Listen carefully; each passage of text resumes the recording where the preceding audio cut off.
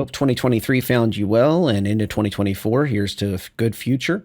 Here's a bit of a roundup of news and rumors that we're finding. Jump to the end if you want the juiciest, but let's just knock out the first ones here. The Karna is having some major changes to its recoil pattern, so it's going to have less jumpiness, especially when you're not aiming, but overall, it's going to have a more good feel when you're raising the weapon, firing it, and especially when you're not aiming it, the recoil will be changed drastically. So that is a nice touch for the Karna. Yogi is considering adding a switch that allows in the settings to change between meters a second, miles per hour, and he also went into some specialized units for Russian aircraft and such that he would also appreciate. I think this is a nice touch, especially as it's a worldwide game that we play, and everyone is used to different types of flight sims, different types of gameplay, and understandings of speed. And this is a great welcome thing to have different types of metrics, not just in the crafts, but also in general. You know, how far away something is in miles versus kilometers. That's all welcome. I love that that is can be considered. On to, we are almost at 5 million citizens in the verse. So this number, what does this actually mean? This means that there is 4,998,184 accounts as of recording on December 30th. It is highly likely that we'll be hitting the 5 million mark by before 2024.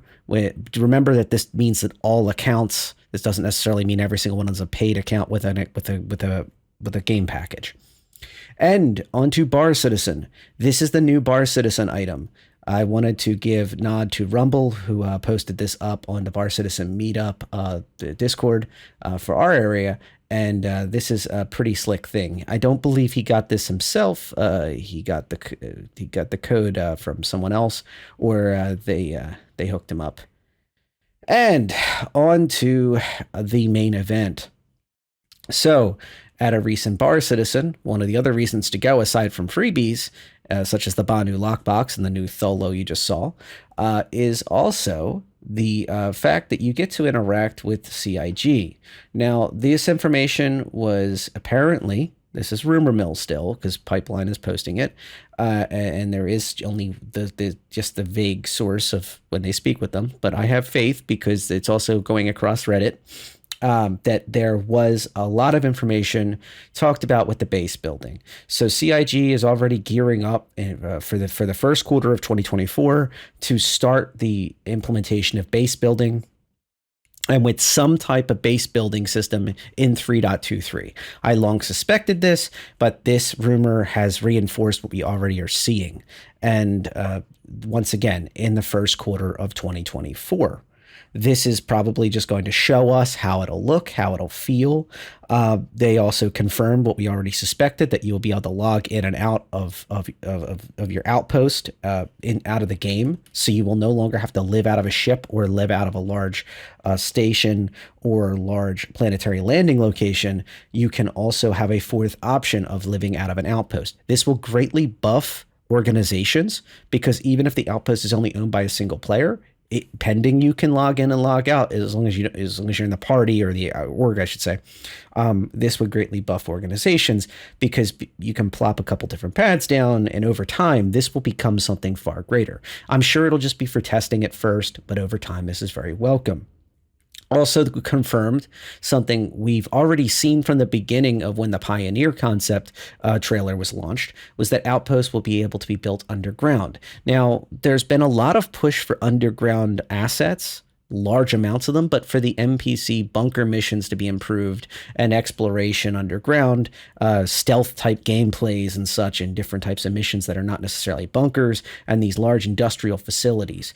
And the Pioneer trailer was important, because that trailer showed refineries and mining operations and promised those things. In order to do those things, you have to go underground, or at least be able to interface directly with the underground world. So being able to hear that they're built underground doesn't surprise me. I'm curious how much of it will be able to be built underground, and this may be a great option in lawless areas, especially when you talk about A1, A2 menace of the bombers. I could definitely see, though, that there's going to be penalties for working underground. It'll likely be more costly to build underground. Only certain types of structures can be built. For example, you can't have greenhouses underground. So ag domes and stuff like that will not be possible underground unless there's smaller ones that are hydroponic facilities with artificial lighting, once again on a much smaller scale. Generators need to be able to breathe. Water is harder to get underground. So these are all things that I'm sure CIG is discussing in private and making decisions about how different things are going to be. But I think underground facilities will be more so geared towards two things: mining operations and also defensive / strong points for organizations and groups that may not want to be able to easily be targeted in lawless or semi-lawless environments. If you're in a protected place that you're completely invulnerable, it really doesn't matter if you're underground. But as soon as you have any element of danger to the actual structures, being underground will greatly increase your expectations of how long that outpost will exist. So one of the things that I just lamented in my previous video, sorry about that beep, was that being able to craft should not be limited to the reclaimer and to the vulture. Currently, you have to have one of those to really be able to experience the crafting system, and really the reclaimer is the one that actually can do it well. The vulture is so small, the tiny little cargo pad within its back cargo bay is just...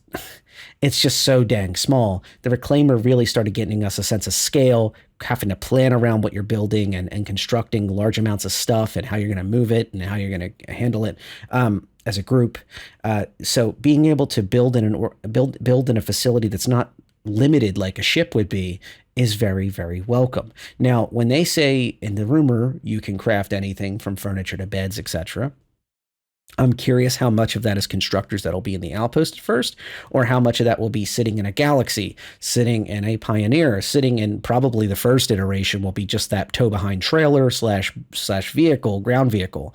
And I'm fine with that. I'm fine with that small vehicle being implemented first and just basically being a placeholder for the larger system.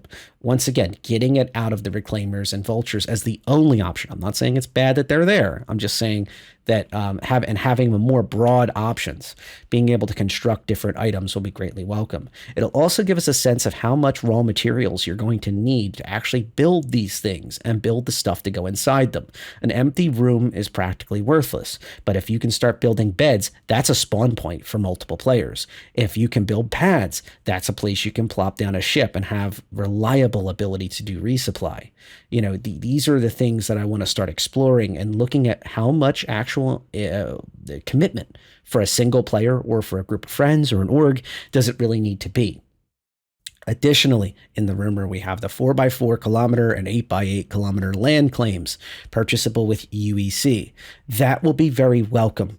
I am a Pioneer LTI. I'm a LTI Pioneer owner, and I have a land claim included. And I always never sat right with me that you could purchase them with only money and as part of the Pioneer pack. I was okay mostly with the Pioneer pack, confession, but I really did not like that you could purchase them with cash and only cash. I feel that land claims should be purchasable with AUEC. Also, when we heard that the geotac beacons could be destroyed, these land claims could be destroyed, that brought up a whole bunch of other things. They're an actual item. You have to place the beacon down. So being able to buy it with AUEC takes a lot of the complexities and nervousness I have about the system away, and can focus more on the ship's construction and outpost mechanics and how they're going to work out more so than smaller things like that. Additionally, we have discussion of server meshing. With critical phase of server meshing development has passed. First version will be in 3.23. Now, I personally have been in the tech preview, and I am less than enthusiastic with how that is going at the moment. But remember, that's a test of a test. So I think it's very good that the goal is to have the first version in 3.23, and hopefully that will be the case. I'm curious to see which parts of server meshing and just how much of that will be in. and will it have to be turned off and on based on how many players are in. That's what I've been noticing is when you start hitting a lot of players, the server meshing tends to have difficulties, but that's okay. It's once again, when it's in the tech previews or experimental PTUs and such, that is the experimental of experimentals. It's not even the PTU yet. And I'm happy to report that it has been testing. So 3.23 development for 3.23 live makes sense. And just a question of how deep it'll go. DLSS 2 is a welcome design, and then FSR 2. For those who don't know, DLSS 2 is the NVIDIA technology for having a lower grade video card be able to do higher grade performance. And it is all been AI learned and such, where it can create these presets. So this is highly likely that this will tool around to like the specific ships, like when you're sitting in specific cockpits or you're walking around an outpost facility or a famous planetary landing location. It'll have all that. And it also notes in the rumor that DLSS 3 had major problems during implementation, so will come later.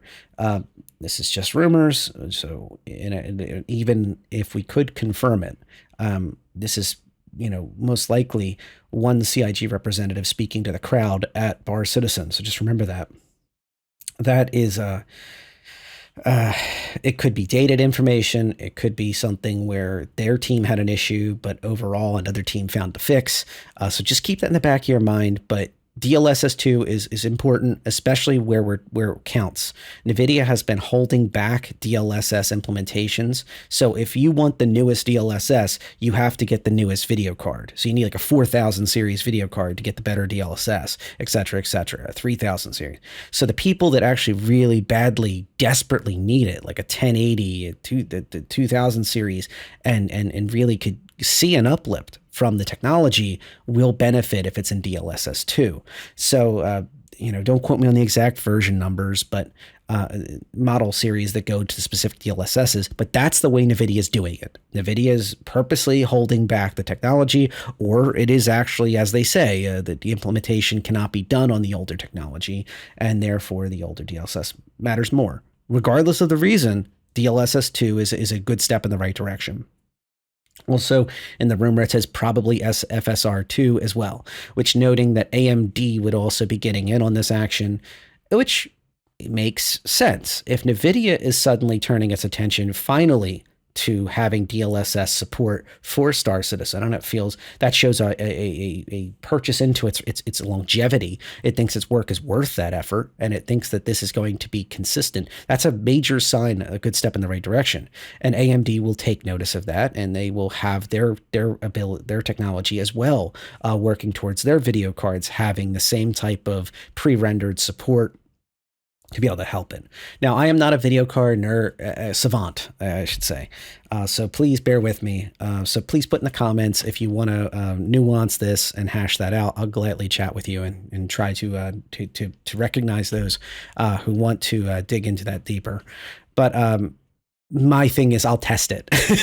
That's what I do. I test, I relay my experiences. I try to show the community an honest take on how I'm experiencing it. And hopefully then I try to transition it into, well, if you're into this, you'll enjoy it. If you're not into this, you won't appreciate it. If you're looking to do this. And most importantly for me, DLSS and FSR support, I want to give a nod to older people with older video cards that are looking at their Best Buy, their Amazons, their Newegg's accounts, and they're going, should I blow serious money on this, especially post Christmas and the holiday season? Should I consider that? And my suggestion is wait. So if they're right now pushing hard for this implementation, that's a good sign. We also have a dash that we've already been seeing going on towards Vulkan. So you've seen Sylvan's accounts of Vulkan technology being the priority for years now. Publicly, he has said that, and he is part of their engine team. and their entire engine team is putting incredible work into having the entire game into Vulkan. So if you are considering a new card, look hard at its Vulkan capacities, because that matters a lot. And that is an open source thing. It's not a NVIDIA or AMD thing, whereas these things are more geared towards AMD or NVIDIA, et cetera, et cetera. Not saying one's better than the other. I'm not wading into that. For the record, I play on a 4070 Ti. I like it. I know the 4000 series has supers coming out, so the 4070 Super seems to be very promising if the rumor mill is correct, and the 4080 Super is also getting a nice update. But these are expensive cards, so seeing this support for older tech that maybe you could squeeze out a little more tech until you can see later on a full Vulkan rollout, and then go, okay, now I know the card. And honestly, one of the bigger things is, please talk to Gamers Nexus, LTT, Jay's 2 Cents, all these big tech reviewers. Please encourage them to start putting Star Citizen into their repertoire. I know Gamers Nexus has been doing the olive branch to a lot of different groups, trying to get new games to use as metrics. And I know it's risky for them, but the live builds of Star Citizen deserve to be in testing. At the very least, even if they need an asterisk next to them going, look, this is just to make you guys happy, understand that this changes a patch to patch. But post Vulkan, my hope is that there's enough consistency that they don't even need that asterisk anymore. But I can dream. If I had the money, I would have another rig that had a 4090 in it. And I would also break out my old rig that has the 2080 in it, the 7700K 2080 rig, and just put a good, better, best type situation and do my own testing. But I don't have the time. I don't have the resources. I don't have the potential for that capacity to be realized. So the best I could do is just offer you my accounts on a 4070 Ti. So with all that out of the way, there is also some push towards trade. So the hull ships are apparently going to have different ways of handling cargo and loading of said cargo, and the rumor is stressing that they wouldn't give any more details. What I want to note here is that they already are. The whole series was never meant to, aside from the smallest of smallest ones, was never meant to sit inside your persistent hangar in the which you'll soon have, with cargo elevators, which is the first technology to support persistent hangars is going to be cargo elevators, which is also how they're talking about getting subscriber and concierge gear back to you when you lose it. So every single thing you have will no longer hit the I key and just drag and drop it. You will queue it up in the cargo elevator, and then it will, well, magically appear in your hangar. But at least there's some sort of little cases you carry out of the cargo elevator, or NPCs handle that in the future. But the point is, you can't do that with a hull D or E. You can't have you can't dock the thing into a hangar and then have this little tiny cargo elevator handling that. There is special cargo decks with docks just designed for larger ships, and the hull D and E specifically are designed for that work. I strongly suspect the C is going to go that same route and stay out there. I don't think they're going to have hangars that are the size of small asteroids, which, by the way, they used to have, and they will have for larger ships. But I don't think they're going to have tiny asteroids just for hull C's or something across the entire verse. It makes sense to just have that in the same system as the DEs, as the kind of the plan has been. I think the real debate is going to be the A's and B's. If I'm reading into this, the way I read it is we're still sticking with the C, D, and E sit outside, and the A's and B's, get to go inside maybe. So I wouldn't read into this like the A's and B's are suddenly going to not be allowed to use cargo elevators, not be allowed to just offload from the hangar like a normal ship would.